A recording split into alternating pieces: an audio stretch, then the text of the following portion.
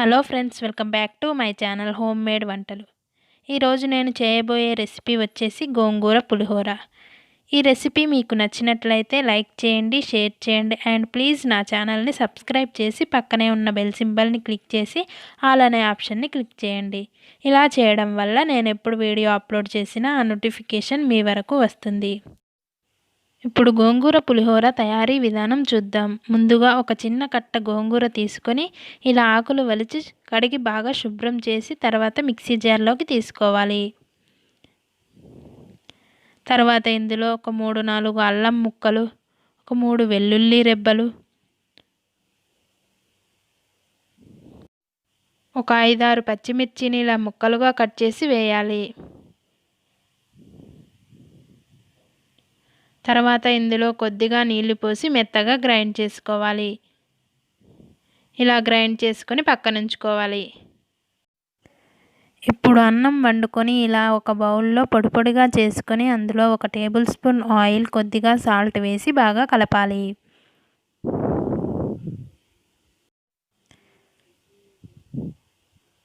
ఇప్పుడు స్టవ్ మీద ఒక కడాయి పెట్టుకొని అందులో 2 టేబుల్ స్పూన్ ఆయిల్ వేయాలి. ఆయిల్ కాస్త హీట్ అయ్యాక అందులో జీడిపప్పును వేసి కాస్త వేయించుకోవాలి.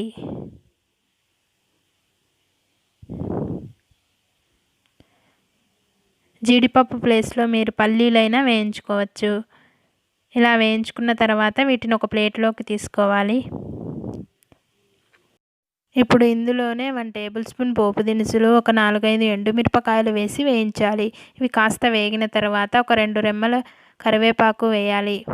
తర్వాత చిటికెడు పసుపు వేసి మనం ముందుగా గ్రైండ్ చేసుకున్న గోంగూర పేస్ట్ వేసి పచ్చివాసన పోయే వరకు మగ్గించుకోవాలి.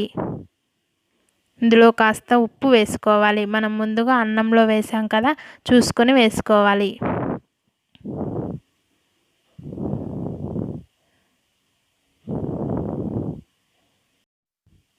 ఇలా గోంగూరలో ఉన్న పచ్చివాసన పోయే వరకు వేయించుకున్న తర్వాత స్టవ్ ఆఫ్ చేసి ఇప్పుడు దీన్ని అన్నంలో వేసి బాగా కలపాలి.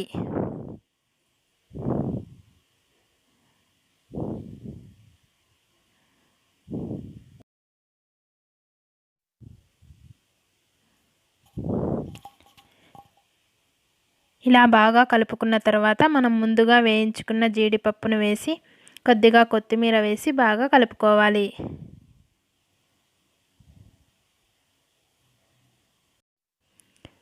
ఇలా కలుపుకున్న తర్వాత ఇప్పుడు దీన్ని ఒక ప్లేట్లోకి తీసుకుంటే ఎంతో టేస్టీగా ఉండే గోంగూర పులిహోర రెడీ అయినట్లే.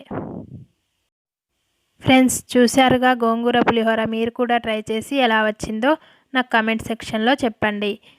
ఇలాంటి మరిన్ని రెసిపీస్ కోసం ప్లీజ్ నా ఛానల్ని సబ్స్క్రైబ్ చేయడం మాత్రం మర్చిపోకండి. Thank you for watching this video.